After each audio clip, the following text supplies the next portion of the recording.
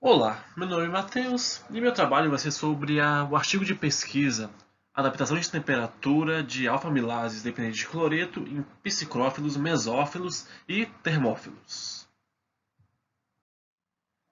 Bom, antes de começar a parte prática propriamente dita, é bom ressaltar que a vida teve sucesso em vários ambientes do planeta, que pode ser tanto em ambientes mesófilos como vivemos, quanto em regiões polares ou então geysers, fontes termais muito quentes.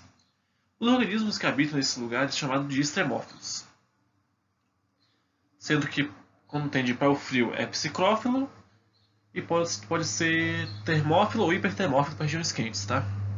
O Luca, que é o último ancestral comum, possivelmente era mesófilo ou moderadamente termófilo. Bom, o artigo vai se focar muito nas alfa-amilases, que é o objeto de estudo. Para isso eu fiz a predição 3D da molécula, a partir do site SwissPros. O bem o primeiro modelo é o código inicial e o de baixo, que é o 6AG01A, é o comparado com o programa. As partes que estão circuladas, no caso com a seta, circundadas com a seta, são as regiões que obteve match de ambas as moléculas. E com isso, com base de vários bancos de dados, foi realizada a predição 3D da alfa-amilase. Essa predição, especificamente desse slide, é da Bacillus thermophilus. Bom, mas o que são realmente as alfa-amilases? Elas são enzimas amilolíticas, são endoamilases. Elas são poeticamente chamadas de onipresentes no artigo. Isso se deve ao fato de elas estarem amplamente distribuídas em micro-organismos, plantas e animais. Elas são da família 3 do glicosídeo de classificação de hidrolase. O que elas fazem? Elas são responsáveis pela hidrólise de amido e algumas outras moléculas relacionadas, como glicogênio, polímeros e compostos menores. Um fato interessante é que talvez por elas serem sequencialmente diferentes, quem sabe isso seja um fator que influencie no pH e temperatura ideal delas, que depende muito de organismo para organismo. Bom, vamos passar para um momento mais filosófico agora. Eu digo isso porque a pergunta que eu vou gerar aqui não foi tirada do artigo, ok? Bom, as alfa-amilases de micro-organismos elas têm pesos moleculares distintos, muito variantes, que podem ser de 10 kDa até 210 kDa. E nelas estão relacionadas muitas glicosilações, as glicosilações no caso. Mas o que isso pode ser relevante? É que na glicosilação de proteínas, elas são fatores muito importantes na termostabilidade. E muitas termoenzimas são de eucariotos e procariotos são glicosiladas. Mas o que é um ponto interessante? É que a glicosilação aumenta a termostabilidade. E ela não só faz isso, quanto também ela não afeta as dobras e a conformação da proteína.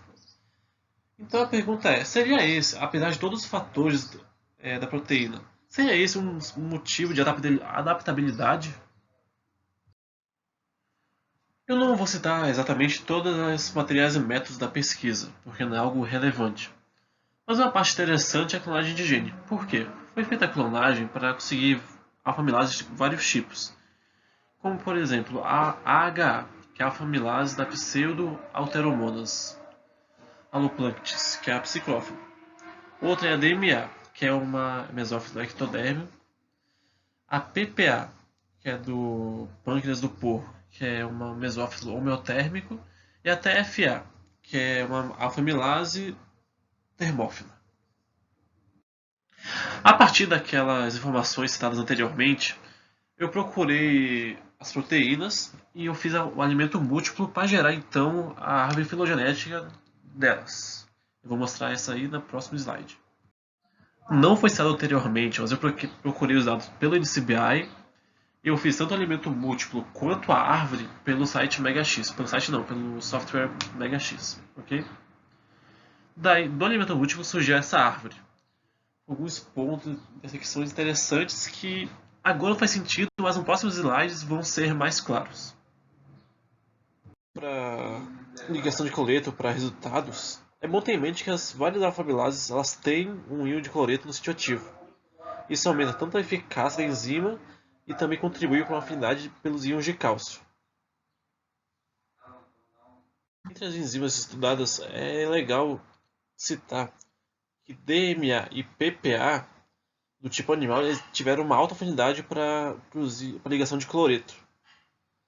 E se for ver de novo a árvore filogenética, elas são pertencentes a uma mesma parte da árvore, o que mostra uma similaridade entre elas, apesar de também ter ambientes para sua atividade também parecidos.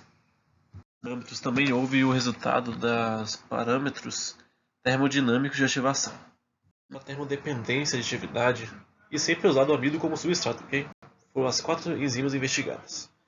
A AHA, que retém uma alta atividade relativa em baixa temperatura, como evidenciado na seta roxa.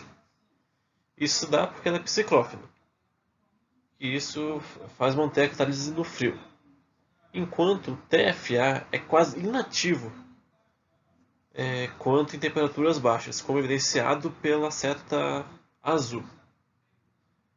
Isso porque ele não consegue manter a catálise no frio, só na parte em temperaturas termófilas, ok? E dá para ver claramente uma mudança de temperatura para catálise eficiente, que é registrado mais à esquerda, da temperatura para a atividade máxima. A gente pode fazer essa comparação vendo o começo da linha da curva, assim como na tabela 3 embaixo, onde mostra a temperatura máxima de atividade. De cinética enzimática, os CACAT aumentam exponencialmente de psicrófilo para ambas as enzimas mesófilas e termófilas. Isso sugere que as enzimas desenvolvem sua função para alcançar atividades semelhantes em seus respectivos ambientes e temperaturas. Então, isso se pode mensurar através dos resultados que eu coloquei no slide é que teve uma estreita correlação entre estabilidade térmica e temperatura ambiental ou fisiológica em mesófilos e alfa-amilases extremófilos. É claro que isso pode ser intuitivo, mas existem exemplos que podem divergir disso. E também que pode ocorrer uma deriva genética relacionada à falta de pressão seletiva para proteínas estáveis em temperaturas ambientais individuais.